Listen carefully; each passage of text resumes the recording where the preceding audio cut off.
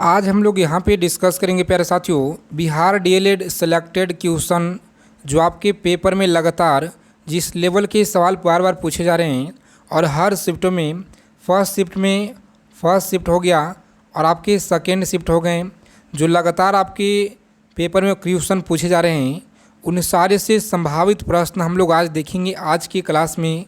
जिनका भी आने वाले शिफ्ट में परीक्षा यानी कि जिनका भी आने वाले इन सभी डेटों में परीक्षा है, 7 हो गया, 8, 9, 10 आपका 11 अप्रैल से लेकर के 28 अप्रैल तक जिनका भी परीक्षा आने वाले शिफ्टों में है, तो आप सभी लोगों से रिक्वेस्ट है कि आप लोग अच्छे नंबर अगर इस बार क्वालिफाई करना चाहते हैं बिहार डीएलएड एंट्रेंस एग्ज़ाम में, तो आप सभी लोगों से रिक्वेस्ट है साथियों कि आज का जो सेशन होने वाला है पूरा के पूरा जो आपका पेपर है यहीं से देखने को मिलेंगे और बिल्कुल 100%। तो इसीलिए आप लोग क्लास को बिना स्किप किए हुए अंत तक देखिएगा। सभी क्वेश्चन को आप लोग कॉपी और पेन लेकर के सारे सवालों को आप लोग लिख लीजिएगा एग्ज़ाम में जाने से पहले। तो चलिए अब आपका सेशन शुरू हो गया है। बस एक बार सभी लोग क्लास को थम्स अप लाइक कर देंगे, एक बार क्लास को एक बार लाइक कर दीजिए, उसके बाद क्लास को आपका शुरू कर देंगे। देखिए जो भी साथी यहाँ पे पहली बार अगर विजिट किए होंगे क्लास में तो आप लोग प्लीज़ चैनल को जरूर सब्सक्राइब कर लीजिएगा और बगल में एक बेल आइकन होगा उसे प्रेस करके ऑल पे सेव करेंगे ताकि बिहार डीएलएड से जो भी आपका संबंधित जानकारी अपडेट हो सबसे पहले आपको मिल पाए। ठीक है साथियों, तो देखिए यहाँ पे पहला नंबर सवाल है आपकी स्क्रीन पर, साथ में उत्तर भी आपको बताना है। पहला सवाल क्या करा है चलिए बताएंगे आप लोग। पहला सवाल है कि निम्नलिखित में से कौन चंद्रगुप्त मौर्य की जो मृत्यु के बाद मौर्य साम्राज्य के सिंहासन पर बैठा, बताइएगा। पहला सवाल है आपकी स्क्रीन पे और बताना है आप लोगों को सही जवाब क्या होगा। अशोक है, बिंदुसार है या दशरथ है, चंद्रगुप्त द्वितीय है। चलिए बताइएगा सही जवाब क्या रहेगा। यहाँ पे एक भी सवाल आप लोग गलत नहीं कीजिएगा क्योंकि आपको मार्च में आपको इन सारे क्वेश्चन को कराए हैं, तो इसीलिए आप लोग अच्छे से बताइएगा, आंसर दीजिएगा। यहाँ पे सही जवाब क्या होगा। ऑप्शन बी आप लोग याद रखिएगा सही जवाब है। बिंदुसार क्या है, बिंदुसार आप लोग याद रखिएगा सही जवाब है। चलिए आगे देखेंगे अगला सवाल क्या कराए। ठीक है, बताइएगा आप लोग सही जवाब क्या होगा। आज के क्लास में हम लोग जीके, जीएस, हिंदी का निचोड़ संग्रह है जिसमें हिस्ट्री हो गया, पॉलिटी, इकोनॉमिक्स हो गया, geography, physics, chemistry, biology, Hindi पूरा निचोड़ यहाँ पे संग्रह करेंगे। ठीक है प्यारे साथियों, देखना है आप लोगों को, ध्यानपूर्वक समझना है, ध्यानपूर्वक आप लोगों को। यहाँ पे देखेंगे अंतिम मौर्य सम्राट की हत्या के लिए कौन जिम्मेदार था, बताइएगा। अंतिम मौर्य साम्राज्य की हत्या के लिए कौन जिम्मेदार था, सही जवाब क्या होगा। प्यारे साथियों आप लोग याद रखिएगा सही जवाब है ऑप्शन बी को आप लोग लॉक करेंगे। पुष्यमित्र शुंग आप लोग याद रखिएगा बिल्कुल सही है। ठीक है, आगे देखेंगे कि मौर्य सेना के प्रशासनिक कार्य की जिम्मेदारी कितने सदस्यों को सौंपी गई। ठीक है, बताएंगे कि मौर्य सेना के प्रशासनिक कार्यों की जिम्मेदारी कितने सदस्यों को सौंपी गई। याद रखिएगा ऑप्शन सी को आप लोग लॉक करेंगे। यहाँ पे आगे बढ़ेंगे। ठीक है साथियों, याद रखिएगा ऑप्शन सी होता है सही जवाब। आगे देखेंगे अगला सवाल क्या कराए। फ्री पीडीएफ सभी को दिया जाएगा, आगे बताएंगे। ध्यानपूर्वक आप लोग देखिएगा सारे क्वेश्चन को। क्वेश्चन यहाँ पे क्या कराए समझने का आप लोग प्रयास कीजिएगा कि भारतीय समाज को 7 वर्गों में यह किसने वर्गीकृत किया, बताइएगा।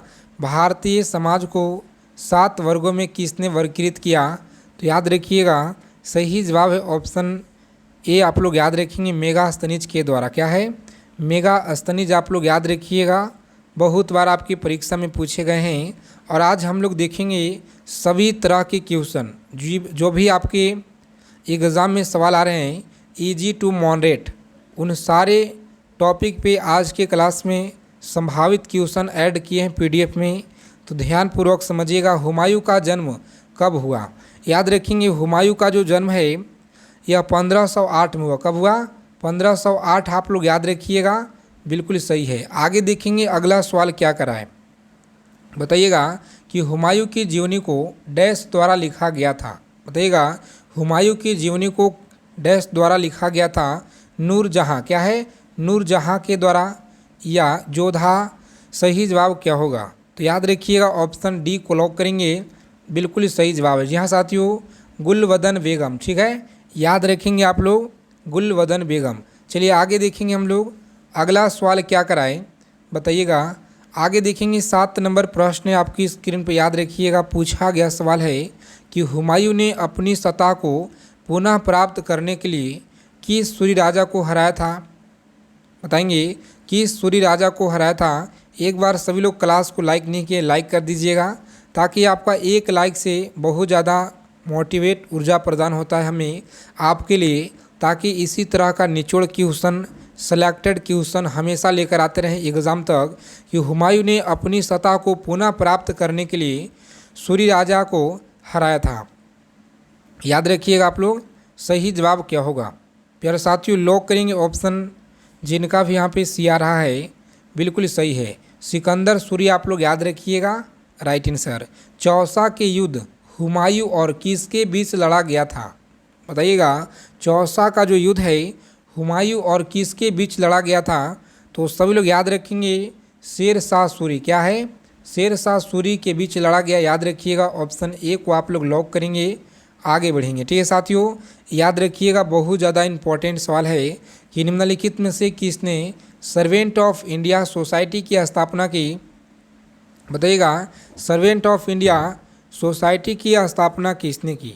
4 विकल्प दिए गए हैं, गोपाल कृष्ण गोखले के द्वारा, या सरू नायडू, या गोपीनाथ बारदोलाई, रामाबाई रनाडे के द्वारा। तो याद रखिएगा, रामाबाई रनाडे के द्वारा, बिल्कुल राइट आंसर है, option D is the correct answer. याद रखेंगे, सही जवाब है। ठीक है साथियों, आगे देखेंगे, फ्री पीडीएफ आप लोग टेलीग्राम चैनल को ज्वाइन कर लीजिएगा। ठीक है साथियों, ब्रिटिश शासक के दौरान निम्नलिखित में से कौन सा संगठन अन्य 3 संगठनों की तुलना में पहले स्थापित किया गया था? बताइएगा कि तुलना में पहले स्थापित किया गया था। सबसे पहले तो आप लोग याद रखिएगा कि ये जो प्रार्थना समाज है प्यारे साथियों, आत्माराम पांडुरंग के द्वारा 1867। याद रखिएगा, सत्य शोध समाज। याद रखेंगे कि जो आपका सत्य शोध समाज जो है 1873 में ज्योतिबा फुले के द्वारा। और इस सवाल का जो आपका सही जवाब है, याद रखिएगा, सही जवाब है ऑप्शन। चलिए कमेंट बॉक्स में आप लोग बताइएगा। ठीक है, देखते हैं कितने प्यारे साथी इस क्वेश्चन का सही जवाब हमें दे पाते हैं, कमेंट में बता देंगे। आगे देखिए, अगला सवाल बताएंगे